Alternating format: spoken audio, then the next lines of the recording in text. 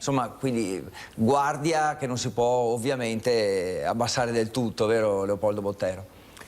Sì, anche se ormai la gente è stanca, direi che non si deve abbassare la guardia, ma si deve capire quali sono i comportamenti chiave da tenere.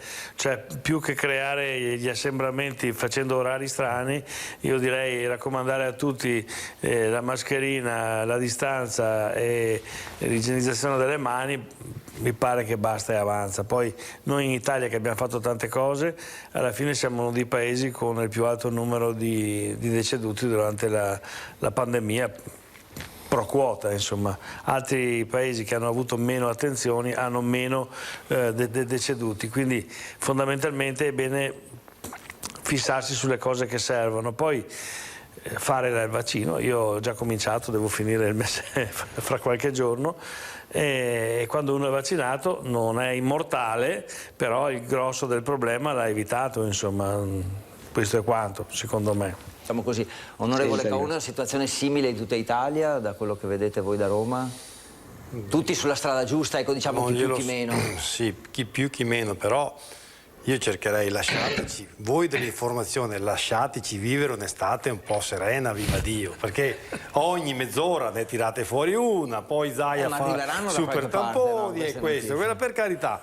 Però, insomma, se i numeri ci stanno dando ragione, se fortunatamente siamo riusciti a cambiare cavallo a febbraio, mettere Draghi e portare avanti un sistema di vaccinazione diversa, se, insomma, la gente deve anche vivere, e anche i media hanno la loro, diciamo, responsabilità. Non possiamo terrorizzare la gente in continuazione, una volta col Delta, una volta con la brasiliana, una volta con l'inglese. Insomma, c'è da vaccinarsi, ci si vaccina, ripeto, ormai il problema dei vaccini non c'è più, però non possiamo continuare a vivere col terrore dell'inglese, che poi, chiedo, io non sono riuscito a capire, questa variante Delta sta colpendo chi è già vaccinato oppure no? Questa è la domanda che io non sono mica riuscito a capire nei vari sistemi di informazione che ho cercato di capire in questi giorni. Io non sono riuscito se chi è in sala di rianimazione è stato vaccinato oppure no. Perché se è stato vaccinato allora c'è da preoccuparsi. Ma se non è stato vaccinato e ha incontrato il virus Delta, che si chiami Delta o che si chiama Covid-19, prima cosa, cioè primo Covid, cosa cambia? Me lo spiegate cosa cambia? Questa è molto pratico. Sì, per forza, cioè, se non riusciamo a tornare programmatici e pratici, ragazzi, guardate che l'Italia non può mica andare avanti così, E qui mi appello non solo a voi, ma a tutto al mondo scientifico, a tutto il mondo, diciamo così, che ci porta avanti. Non possiamo andare a continuare a vivere questo sistema. Si chiama Delta oggi, allora perché si chiama Delta cosa cambia? Non lo so. Però, ma se mi vaccino il Delta, non lo so. Cioè, continuiamo, ragazzi, basta. Lasciateci vivere questi 2 o 3 mesi che sicuramente il Covid ha più difficoltà nella trasmissione, perché abbiamo capito che gli ultravioletti ci danno una mano ad abbatterlo, e poi basta, poi ci se ne parlerà a settembre, come tanto cambia niente, non è che parlandone adesso così in maniera, perché così perdiamo turismo, perdiamo sistema di lavoro, perdiamo economia, non possiamo continuare a terrorizzare la gente ogni qualvolta che si cambia nome a questo benedetto Covid, perché domani verrà fuori quello, non so, Beta, no, Delta, Beta. Gamma, c'è il gamma in giro. L'alfabeto greco, tutto l'alfabeto greco pronto. Comunque io sono abbastanza fiducioso, i dati ci stanno dando ragione. Spero che questo Delta non sia un Covid che vada a sorpassare, a oltrepassare le possibilità di copertura che ci dà attualmente i vaccini. Spero solo questo. Sì, beh, anch'io ho capito così, ho capito che con entrambe le dosi di vaccino allora, viva Dio, vacciniamoci. Non combina anche grandi guai, tranne il fatto che è molto più, diciamo, rapido nel diffondersi. Io riparto da Caon, che è quello che vuole chiudere per più in fretta possibile l'argomento che stiamo trattando, no? Sto scherzando, però volevo chiederle, aziende, supermercati, quindi al di là dei soliti operatori sanitari, è un modo per far ripartire l'economia, essere più sicuri e quindi poter più in fretta possibile ripartire con la vita anche economica di tutti i giorni. Da tutta questa prima parte di questa serata si va a definire una cosa, che bisogna vaccinarsi. Certo. Il tampone poi alla fine non serve a niente. Sì. Il tampone è un task force, facciamo tutto quello che poi abbiamo la gente, e non è detto che noi riusciamo a tracciare, adesso noi andiamo, cioè per forza devo fare 30.000 tamponi, non li avevamo fatti neanche quando ce n'era più bisogno di adesso, cioè, per carità cerchiamo di fermarlo il prima possibile, ma la storia è, perché poi io faccio tamponi a tutti, ne lascio fuori 3, o mi arrivano 3 tedeschi in un campeggio, alla fine cosa ho fatto? Sono andato al supermercato, cosa ho visto? Parliamoci, basta solo che ci siano 3 persone alla fine che sfuggono a questa purtroppo nel bene o nel male servono i vaccini. Vedo che anche la gente che era Novax, che ha sostenuto i Novax per anni, e non faccio nomi, ma ce ne sono anche di nomi molto illustri nella nostra regione, che adesso dicono che bisogna vaccinarsi. Allora, su questo punto dobbiamo prendere, non è che il vaccino sicuramente che faccia bene, però è il male minore in questo momento. Certo. Vaccini, Bottero, per ripartire, così spostiamo anche un po' l'argomento sul piano dell'economia. Mi pare sì, come si dice il minimo, ma è da 200 anni che è così, sì. Cioè non abbiamo trovato niente di meglio del vaccino fino adesso, no? 60 anni fa la lebbra era una malattia che si moriva a pezzi, hanno scoperto i sulfamidici e al costo di 2 euro c'è la cura completa, no? Al momento non c'è la cura completa per nessun virus, l'unica è che le difese le fabbrichi l'organismo. Direi che questa cosa qui secondo me ha staccato un po' tutti, anche il presidente della regione, perché vedo che scrivete ripartiamo con l'autonomia, ha stancato anche la televisione, cioè ripartiamo con l'autonomia, pensiamo alle cose concrete, sappiamo cosa fare per il virus, facciamolo e andiamo avanti, perché se no stiamo fermi, scusatemi, a girargli intorno, no? Cioè io vedo che abbiamo altri problemi, sono 4 anni che abbiamo votato e io non ho mai trovato un veneto che dicesse io sono contrario all'autonomia di nessun partito, quindi non è una questione se il mio partito è favorevole e il suo è contrario, no, in questo momento anche la Moretti che era contraria ha detto che è favorevole, no? Quindi vogliamo l'autonomia. Perché vogliamo l'autonomia? Perché è il modo più semplice e più operativo e più efficiente per organizzare uno Stato, no? Gli stati che sono federali funzionano meglio di quelli che sono centralisti, punto. Dopodiché adesso cosa è successo dopo del voto? Che è arrivato il Covid e noi abbiamo avuto chiamiamola fortuna, che ci hanno promesso un sacco di soldi di debiti che pagheranno i nostri nipoti, ma qualcuno questi soldi se li piglierà, qualcuno se li piglierà, quindi adesso i più fessi non li pigliano. Cioè io mi aspetto che tutti i deputati, senatori, consiglieri di qualsiasi partito a Roma e in tutti gli altri posti abbiano chiaro in testa l'interesse del Veneto, abbiano chiaro in testa. Io leggevo una cosa, mi scusi onorevole Caon, lei è favorevole per fare certi lavori pubblici, i soldi adesso ci sono, fateli tirare fuori. Parlate con gli altri deputati che sono lì a Roma, l'idrovia, l'alta velocità, noi abbiamo gli aeroporti che non arriva il treno, non lo so, cioè voglio dire ragazzi, anche in Africa non mi ha fatto il treno che arriva sugli aeroporti, cioè la metropolitana di superficie, le infrastrutture ci mancano. Se dobbiamo andare da Treviso a Vicenza, che non è da Treviso a Salerno, da Treviso a Vicenza ci vuole 1 ora e mezza. E questi sono i costi, no? Quando si dice che i costi industriali della Germania sono più bassi, non è che il costo del lavoro è più basso, non è che i tedeschi spessega a lavorare, è che quando vanno più tranquilli, è che sono organizzati e hanno le infrastrutture. Questo è quanto, no? Onorevole Caon, è il momento buono per spingere sull'autonomia, secondo lei, per il Veneto? Guardi, l'autonomia che noi porteremo a casa è una autonomia che io la chiamo la devoluzione della spesa e non una vera autonomia. L'autonomia si costruisce giorno dopo giorno nel proprio territorio, andando a Roma e cercando di portare a casa quelle infrastrutture che ci servono. Quello che io sto cercando di far capire e di creare dei movimenti nella nostra regione, quel tanto che comincino a capire che Roma non è lontana, ma deve essere vicina e portare a casa quello che ci meritiamo. Nel caso di quello che sto portando avanti sul discorso dell'alta velocità, stiamo parlando di cultura, stiamo parlando, il consigliere diceva, dell'economia forte. Bene, noi siamo l'unica regione che non ha, oltre a 20 km di alta velocità, non ha più alta velocità. Noi abbiamo solo Mestre e Padova, basta. Da Padova a Brescia non c'è alta velocità, da Padova a Bologna non c'è alta velocità. Fatalmente da Bologna a Salerno, già finanziata il Napoli-Bari, il Napoli-Reggio Calabria, fatalmente Bologna, Milano, Torino, fatalmente Brescia, Milano, Torino, noi siamo un'isola infelice. Allora, io non me la prendo con la politica di chi c'è stato, di chi non c'è stato negli ultimi anni, no. Qui c'è un buco politico a colmare. Ci mettiamo in testa che tutti dobbiamo remare e andare a Roma convinti che bisogna portare a casa queste opere. Io sto facendo girare un ordine del giorno dei consigli comunali per rafforzare questa nostra richiesta, fatta da un comitato promotore alta velocità Padova-Bologna nord-est, cioè dell'alta nord-est, dell'Italia del nord-est. Bene, quello che a me rammarica è che certi comuni, nonostante tutti questi discorsi ti dicono sì, lo faremo, solo per fare un dispetto a Caon non lo votano. E questo è il grave della nostra situazione in questa regione.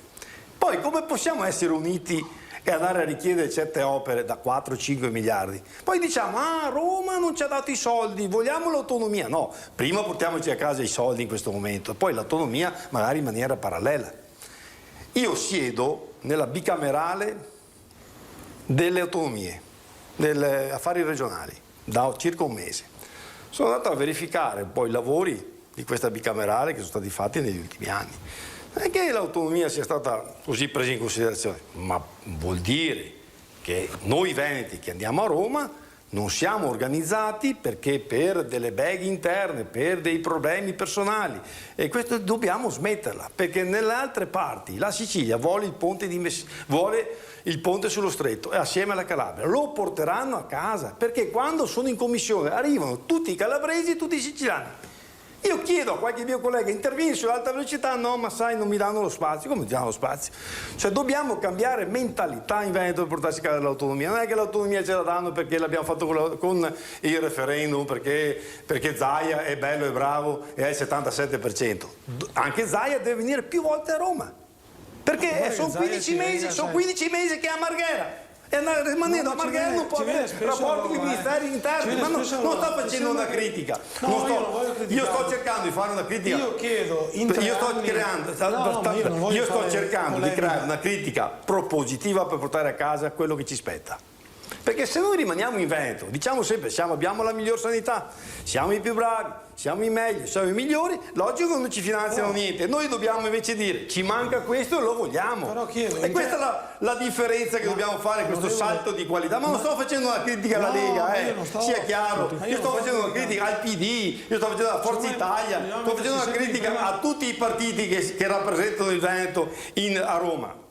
Dobbiamo creare un sistema di meno famiglie e più una squadra unita. Questa è la cosa. E l'alta velocità si può portare a casa. Non hanno detto che non si può portare. Ci sono dei recovery fund che vanno a finanziare, che vanno a premiare più che altro l'ambiente. Non c'è niente per l'asfalto, non c'è niente per il cemento, non viene finanziato niente. Quando qualcuno dice ma io voglio la 307, no, non c'è niente per l'asfalto, non c'è niente. A meno che non ci sia un ponte che sta cadendo, una galleria sta cadendo, allora nell'emergenza viene finanziato. Ma viene finanziato solo di queste opere, tipo l'idrovia, che stavo parlando prima. Un'altra opera importante che andrebbe a sgravare tutto il sistema mettere in sicurezza il sistema idraulico di Vicenza, Padova, parte di Treviso e terraferma veneziana. Anche qua, un ulteriore sforzo. Scusa, io non voglio interromperla, onorevole, ma chiedo, siccome mi ricordo che quando c'era il direttore Baccialli prima delle elezioni politiche, mi ricordo che c'era la fila di parlamentari, diciamo, che erano in lista, che venivano a firmare l'impegno per l'autonomia. Certo. Credo che il Presidente Zaia, a parte la gestione del Covid, sono stato leggermente stimolato da quello che ha detto, cioè, credo che non c'è nessuno, forse solo lei, che non vede che Zaia ci ha messo Non sto dicendo il che Zaia. 150% No, non sto dicendo che Zaia, non sto dicendo che Zaia non si sia impegnato. Veneti, non sto dicendo che cosa hanno non fatto? sto dicendo Zaia, quanti ma allora, interventi hanno fatto in Parlamento vogliamo dirla fino in fondo. Vogliamo dirla fino in fondo. Io l'ho lasciato parlare, volevo dire anche questo. Io sono stato a un'audizione della famosa commissione bicamerale che è venuta in Veneto recentemente, diciamo, e è venuta in visita in Veneto, e di parlamentari veneti, e ce n'erano forse uno dentro. Io ero appena stato nominato, avevo avuto l'invito. Ecco, Cioè, e quindi la settimana quanti entrante, perciò non sono posso stati dire niente. fatti in Parlamento, in Commissione, da parte di qualche parlamentare, diciamo, di riferimento al nostro territorio, perché bisogna chiedersi anche in prima persona cosa si è fatto per l'autonomia, prima di chiedere quante volte Zaia ha consumato. Ma non sto dicendo il treno, che è colpa di Zaia, non sto dicendo che è colpa di Zaia, cioè voi avete sempre il problema di coprire Zaia, io non sto prendendo con Zaia, io sto prendendo con un sistema che si è creato in Veneto. Portiamo a casa l'autonomia, la portiamo a casa perché il Veneto mantiene il resto del paese, e lo sanno anche i sassi, l'ha detto anche Bruno Vesta ufficialmente nella terza Camera, che è, diciamo, il porta a porta, il famoso porta a porta, l'ha detto anche Bruno Vespa. Quindi ci vuole un po' più di coraggio, non solo qua in trasmissione, anche in Parlamento, da parte di tutti. Voglio dire, non è un'accusa a lei, però è un dato di fatto. Ho visto timidezza, ecco, da parte di chi invece avrebbe potuto usare, diciamo, un po' più di grimaldello e di forza. Durante il primo governo Conte io avevo fatto anche da qua, da questi studi, avevo cercato di creare un po' di identità veneta, e ho detto: facciamo vedere che i parlamentari veneti su un emendamento, su un ordine del giorno che non ha nessun valore, votano tutti assieme contro o a favore, in maniera così far vedere che c'è il gruppo parlamentare veneto, non il gruppo. Queste sono. Poi se andiamo a scambiare, se facciamo 30 anni di battaglie e a un certo punto ci ritroviamo che un partito che prende il 77%, cioè che è maggioranza relativa in questa regione, mi va a contrattare il reddito di cittadinanza al posto dell'autonomia, cosa che dice lei, e con quota 100 vi capite che qualcosa non vi torna. Pensi a cosa ha fatto lei per l'autonomia. Ha fatto un intervento in Parlamento sull'autonomia? Sì. Ne ha fatto uno. Bene, allora ha già fatto qualcosa in più di quello che ha fatto. Ho chiesto addirittura di fare, anche qua, ho detto, fatto un tutti i deputati devono contraddistinguersi, no? Durante il periodo che c'era la possibilità, ancora prima del Covid, di dire: noi siamo veneti, perché i siciliani lo fanno, i calabresi lo fanno. Dobbiamo cominciare a capire che se i soldi vanno sempre da un'altra parte di questa Italia, ci sono anche delle mancanze derivate da parte nostra. Punto. E qua mi fermo. Io non sto dando una colpa solo, cioè non esiste. È un fattore culturale che abbiamo in Veneto, che dobbiamo cambiarlo. L'onorevole non mettere d'accordo. Scusi se la interrompo, un attimo solo. Siccome c'è questo messaggio, che ringrazio ovviamente il telespettatore, anche se poi è un po' polemico alla fine, volevo chiedere a Caon se risponde. Sono della destra leghista da più di 40 anni, ma mi spiegate, quella parola non la leggo, serve l'alta velocità a portare da Venezia a Lione 4 cinesi e 4 immigrati, perché è sbagliato questo messaggio? Vale la pena rispondere o no? Allora, dove passa l'alta velocità, da studi fatti non da me ma dal Ministero da anni, arriva un 2,5% di PIL in più. Fate il conto, se arriva in Veneto una regione così dinamica, cosa può portare. E poi non è giusto che noi dobbiamo essere ai bordi dell'impero. Perché ci dobbiamo trattare così? Perché noi non dobbiamo avere questi. Oltretutto 124 km di Padova a Bologna completamente in pianura, il costo è un terzo di quelle in galleria, e naturalmente ponte, c'è una mancanza, cerchiamo di colmarla. Il rapporto costi-benefici ma guardi, solo solo il distretto dei Colli e di Abano Terme, no, che è un distretto turistico, noi gli facciamo un'autostrada ferroviaria con uscita su 15 treni al giorno, uno al giorno si può fermare a Abano. Cosa vuol dire? Vuol dire che Napoli, Roma, Firenze, Bologna, tutte queste assieme e il metropolitano, cioè tutto l'interland di queste città, fanno 10 milioni di abitanti. Diamo la possibilità in 3-4 ore di arrivare ad Abano Terme. Cioè cosa vuol dire? E farsi i giri, vuol dire che poi vanno a Valdobbiadene per prendersi il prosecco, vanno a prendersi l'olio. Cioè, tra l'altro il turismo ferroviario ha anche la possibilità che uno può spendere quanto vuole, perché tanto le borse e le valigie non vanno via a chili come negli aerei. Cioè io mi posso prendere una valigia in più e caricarla nell'alta velocità. Se vado via con Ryanair mi compro un chilo di riso, lo pago 3 volte solo per il viaggio e riportarlo a casa. Molto concreto, grazie. Sì, ecco. No, per preservarle veramente rischiamo grosso. Leopoldo Bottero, cosa dobbiamo aspettarci da Roma? Non so, anche vista la discussione che... Sono preoccupato perché purtroppo molti sono convinti di creare lavoro bloccando i licenziamenti, no? Allora si crea lavoro creando impresa e favorendo l'impresa, allora anche diminuendo le tasse se è possibile, ma l'infrastrutturazione, ragazzi, guardate, prendete l'autobus e andate a vedere quello che succede in Francia o in Germania, perché lì l'economia va meglio, perché in Francia sono 30 anni che hanno l'alta velocità, in Germania i camion che girano sono turchi e italiani, cioè hanno un sistema di trasporti che funziona e quindi i costi industriali sono minori. Ancora oggi per alcuni nostri comparti qui nel Veneto il porto più comodo è quello di Rotterdam, perché se vengono qui hanno anche 10 giorni come si dice, di carte da fare.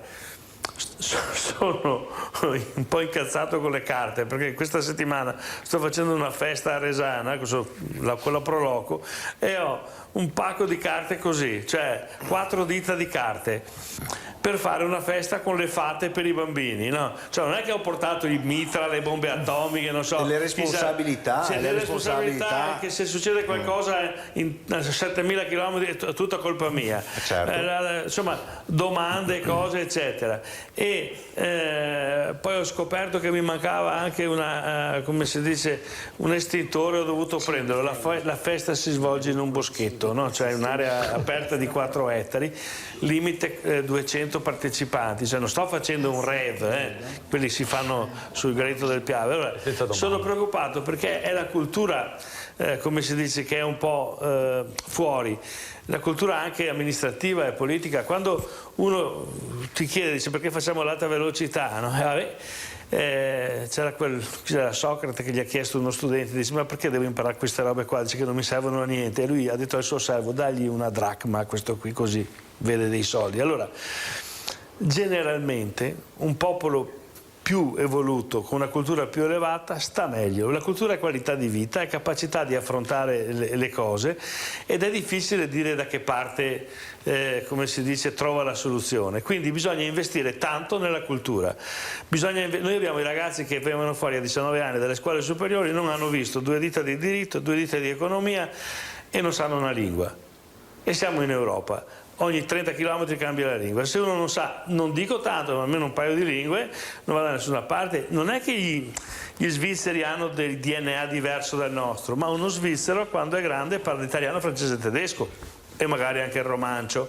Allora, curiamo questi aspetti qua. E poi le infrastrutture, io sono stanco di dirlo, paghiamo una gita in pullman a tutti quanti quelli che amministrano che vadano a vedere la Germania e la Francia, non l'Islanda, la Germania e la Francia, paesi magari più densamente popolati di noi. Passate la Ruhr e sembra di stare in mezzo del bosco di Cappuccetto Rosso, perché le case stanno di qua e le fabbriche stanno di là. Allora bisogna mettere mano all'urbanistica, quindi non possiamo che i comuni fanno una legge sull'urbanistica, poi arriva la legge sul piano casa che le fanno dove vogliono, perché poi bisogna portare i servizi. Se uno non ha capito cosa serve la banda larga, glielo si spiega, ma noi siamo il paese che per motivi, come si dice, linguistici abbiamo paura del 5G perché porta il Covid. Allora sapete cosa vuol dire 5G? Vuol dire quinta generazione, sono diverse generazioni di tecnologia che aumentano, come si dice, la capacità di trasmissione. Il 5G è meno potente del 4G, che è meno potente del 3 e così via. Allora abbiamo problemi di Tanto è vero che ci vogliono più antenne. Sì, ma a parte quello, insomma, siamo nel mio campo, potrei andare avanti 2 ore, meglio di no. Il problema qual è? Serve più cultura e più infrastrutture a questo paese qua, primo, perché poi la gente che sa si difende un poco meglio, no? Sono d'accordo con l'onorevole che dice io non ce l'ho con nessuno. Cioè una volta noi eravamo i movimenti nostri autonomisti, eravamo 4 gatti che dicevano vorremmo l'autonomia. Allora cosa si è scoperto? Che in Veneto tutti sono identitari. Non esiste un Veneto che non sia Veneto, no? E quindi si è capito che poi l'autonomia non è un fatto, come si dice, ideologico, anche se in tutta Europa è patrimonio della sinistra e in Italia della destra, no? Questo qui è una nostra caratteristica, siamo diversi, lasciateci così, però se vogliamo andare avanti dobbiamo fare questa cosa qua di capire che c'è un interesse comune. Io non devo dimostrare che sono più intelligente dell'altro, devo portare a casa il risultato. Posso dire una cosa un po' così, sono passate le ore, i bambini sono a letto, no? In Spagna si dice, no? Tu puoi decidere se ce l'hai più lungo o se fotti di più, no? Dobbiamo fottere di più, cioè non stiamo lì a pensare chi ha ragione, avevo ragione, io l'ho detto prima di lui ha sbagliato, non me ne frega niente, tabula rasa, abbiamo davanti il nemico, perché è il nemico, anche se sono amici nostri, e sarà il nemico finché non ci dà l'autonomia, ci deve dare l'autonomia e ci deve dare i soldi che ci servono per fare le infrastrutture, perché noi viviamo sì di turismo ma anche di industria. Guardate che noi oggi abbiamo la manifattura che è molto importante e siamo destinati a che diminuisca, perché la manifattura noi ne stiamo facendo più della nostra quota, se vogliamo, a livello internazionale. Cos'è che abbiamo che non ci ruba nessuno, no? La storia, il panorama, il territorio. Allora dobbiamo pensare di investire su questo, e su questo lo si fa con infrastrutture e cultura, infrastruttura e cultura. Dateci i soldi del recovery fund, tanto dopo i debiti ce li farete pagare a noi, cioè io sono disposto a pagare i debiti, ma voglio farli prima. Facciamo solo il debito, lo dovevamo solo pagare, anche senza opere. Io vorrei pagare il debito dopo che ho fatto. Giuseppe Saccà è d'accordo. No, qua va a finire che gli altri si fanno le opere, noi paghiamo i debiti, sì, almeno portiamo a casa qualche opera. No, ma io vorrei dire una cosa, scusate, se posso.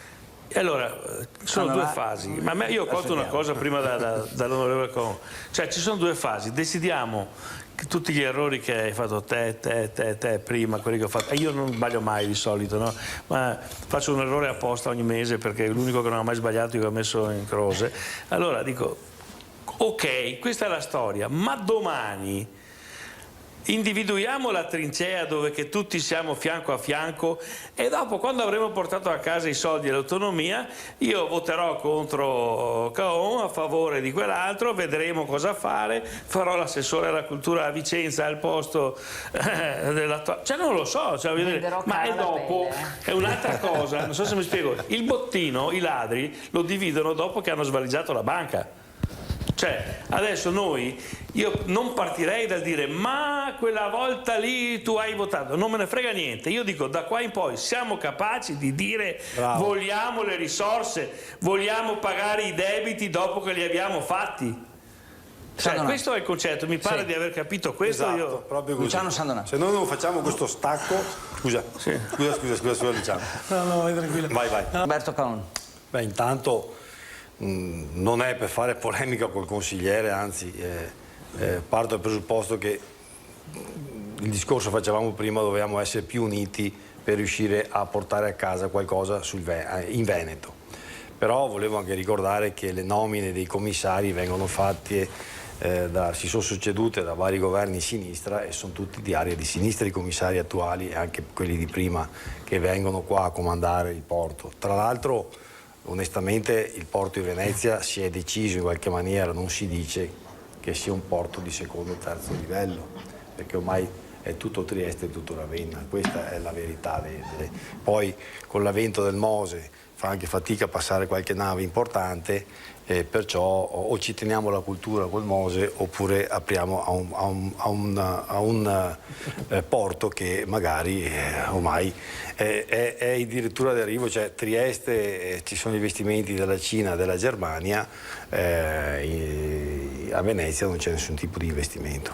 Allora, proprio per questo dicevo che bisognerà sviluppare un sistema anche con l'Interporto di Padova, di riuscire a creare un'idrovia, che ci siano dei battelli fluviali marittimi che possiamo andare a collegarci con l'altra parte dell'Adriatico, oppure con Trieste stessa, con Ravenna, con Ancona, con Brindisi, con arrivare fino alla Turchia, perché è vero che si cercherà di abbassare un po' le ali alla Cina, cioè si cercherà di contingentarla, perché questa è la volontà dell'Europa e anche dell'America, ma in realtà la Cina ormai sta strabordando e non è che si ferma perché si fa qualche iniziativa. Il canale di Suez qualche mese fa ha fatto vedere la debolezza del sistema navale e i cinesi pronti si sono già messi in moto a fare 2 rotaie, una già arriva a Istanbul, l'altra molto probabilmente arriverà a Montenegro. Voi ben capite che se noi non colleghiamo dall'altra parte dell'Adriatico noi rimaniamo completamente fuori, e questa è la grande visione che io vorrei portare con l'idrovia. Ecco, poi l'idrovia non si può fare, c'è già, perché l'idrovia è un canale che nasce 50 anni fa, il 50% delle opere è già stato fatto. Noi attualmente percorriamo delle cavalcavia senza sapere perché sotto ci sia ancora la terra attualmente. Per chi non lo sa della zona, chi magari l'ha mai fatta, noi percorriamo zona Dolo, zona Mira, zona San Bruson e arrivare fino a Padova, noi facciamo dei ponti, sotto c'è il grano turco. Perché? Perché gli doveva passare. È stata scavata grosso modo un 40% dalla zona industriale di Padova fino all'argine destro del Brenta, e manca un pezzo dall'argine sinistro fino vicino alla Romea, località Dogaletto di Mira, che ci potrebbe già mettere in sicurezza tutto il territorio di Vicenza, Padova, terraferma veneziana. Non è una cosa da poco che mi sono inventato io. È inutile che noi finanziamo il 4.0 alle nostre aziende se poi queste stesse aziende il giorno dopo ce le ritroviamo sott'acqua. Finanziamo di nuovo. Cioè, noi prima dobbiamo creare un territorio sicuro e contemporaneamente cercare di sponsorizzare le nostre aziende perché diventino concorrenziali con il resto del sistema almeno europeo.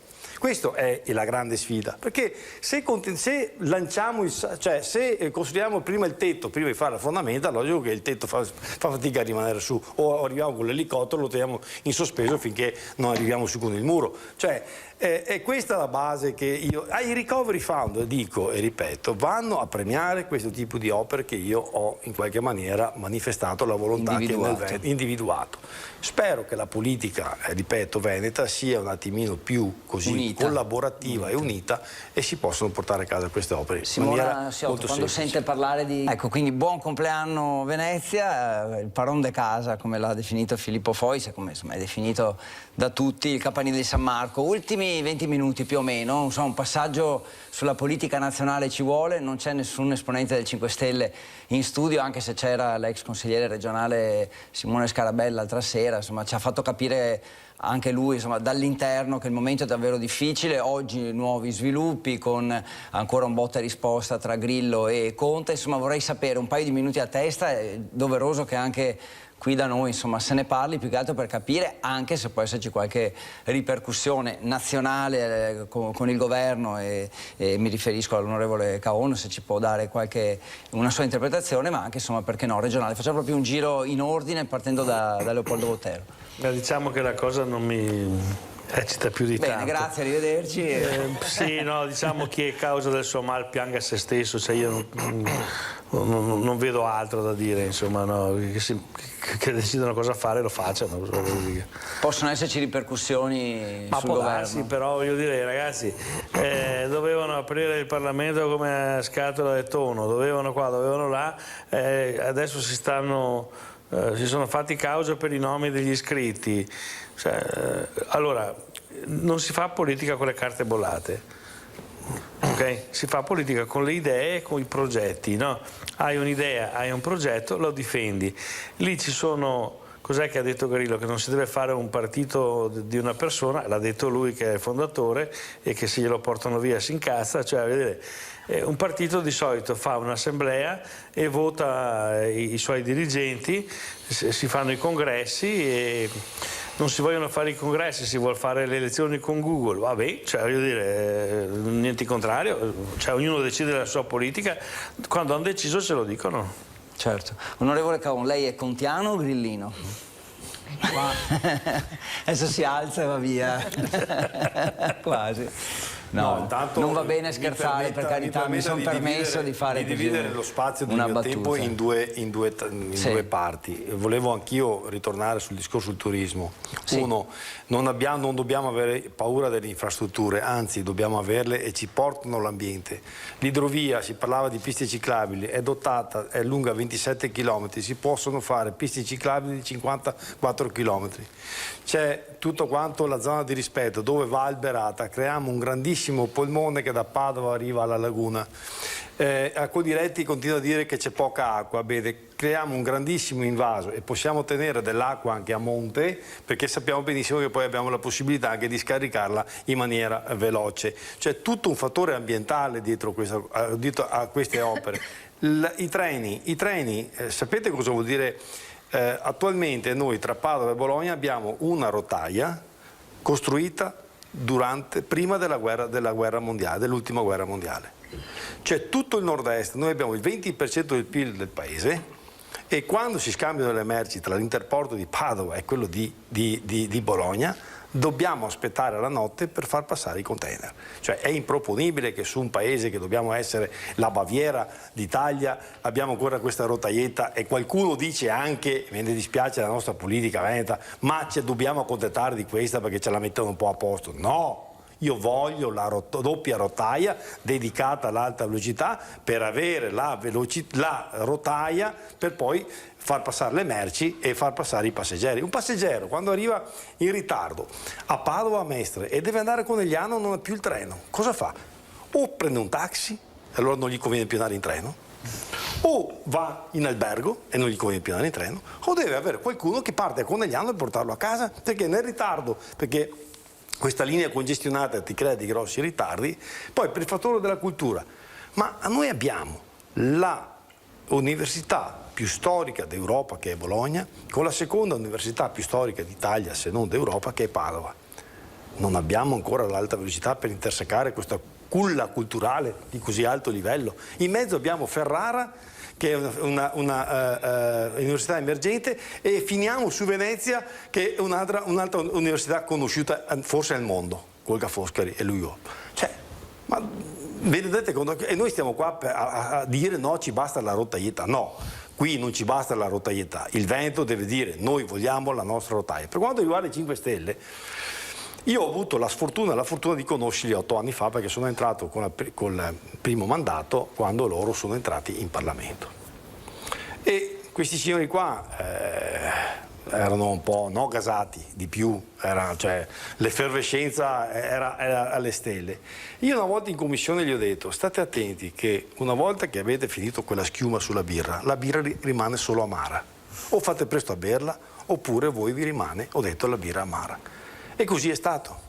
Oggi non si ritrovano più, non riescono più a fare, non c'è niente da dire, sono quei movimenti che a me mi dispiace, non per loro, per il Grillo, a me dispiace per quel 33% di italiani che hanno riposto la fiducia in queste persone. E io personalmente non sono riuscito a fargli capire che stavano sbagliando.